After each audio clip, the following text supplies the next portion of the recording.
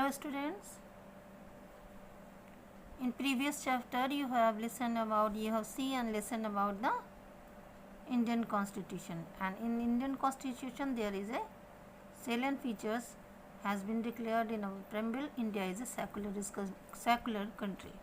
So understanding the secularism, I am saying something about this. A secular country is one that gives all its citizens the freedom to practice the religion of their choice and no majority can deprive them of this freedom.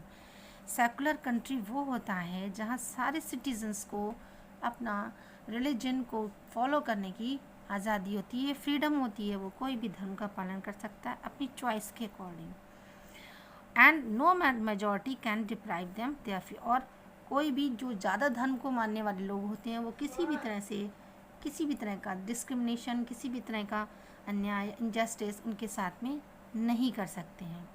तो India is a secular country, and in previous you read about the Indian Constitution contains fundamental rights that protect us against state power. आपने previous chapter में पढ़ा था कि हमारे constitution के fundamental rights में हमें फ्रीडम ऑफ रिलीजन दी गई थी, और Indian constitution allows individual that freedom to live their religious belief. और भारतीय संविधान जो है वो हर व्यक्ति को अपने धर्म का पालन करने का, उसके विश्वास को मानने के लिए और उसको पालन करने के लिए एक तरह की आज़ादी देता है। As they interpret this keeping with idea of religious freedom, और उसे पूरी तरह से धर्म को मानने की स्वतंत्रता होती है। With this idea of religious freedom for all, India has adopted a strategy of separating of power of religion. इन सब का पालन करने के लिए इंडिया ने राज्य को बिल्कुल भी धर्मों से दूर रखा है। कोई स्पेसिफिक रिलीजन राज्य का नहीं है, स्टेट का, देश का कोई स्पेसिफिक रिलीजन नहीं है, वो सभी धर्मों में ही बिलीव्स इन ऑल रिलीजन। कोई there is no specific religion of Indian state. So the power of the state secularism is the separation of religion from the state. Means कि राज्य को किसी स्पेसिफिक धर्म में ना कर बल्कि सारे धर्मों में विश्वास है। This aspect of secularism is important for a country, और सेकुलरिज्म एक देश के लिए बहुत इम्पॉर्टेंट पार्ट होता है। To function democratically, almost all countries of the world will have more than one religious group. किसी डेमोक्रेटिक कंट्री को चलाने के लिए वहाँ पर सभी धर्मों का सम्मान, रिस्पेक्ट ज़रूरी है। ऑलमोस्ट देश, पूरी दुनिया की जो बहुत से कंट्रीज़ हैं वहाँ पे बहुत अलग अलग रिलीजियस ग्रुप पाए जाते हैं, कुछ मेजॉरिटी में हैं, कुछ माइनॉरिटी में, लेकिन एक डेमोक्रेटिक कंट्री चलाने के लिए मेजॉरिटी और माइनॉरिटी में किसी भी तरह का डिफरेंस नहीं होता।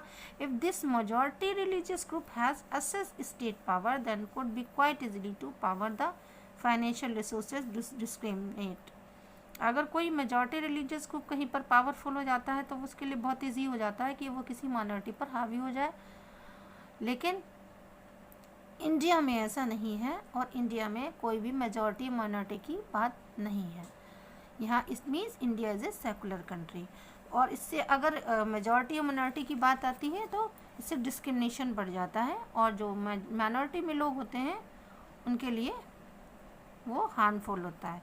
Another reason that it is important to separate religion from state in democratic society is because we also need to protect the freedom. इसके अलावा दूसरा कारण ये होता है कि राज्य को धर्म से दूर रखा जाए, क्योंकि ताकि हमें अपनी फ्रीडम मिल सके, हर व्यक्ति अपने इंडिविजुअली अपने धर्म का पालन कर सके, किसी व्यक्ति को दूसरे व्यक्ति से कहीं भी कंपैरिजन ना करना पड़े और ना ही एम्बैरस होना पड़े। तो सेकुलर कंट्री में ये ज़रूरी है कि सारे धर्मों का पालन रिस्पेक्टफुली ढंग से किया जाए। Now I am giving read this chapter and I am giving a poster to show your feelings on secularism.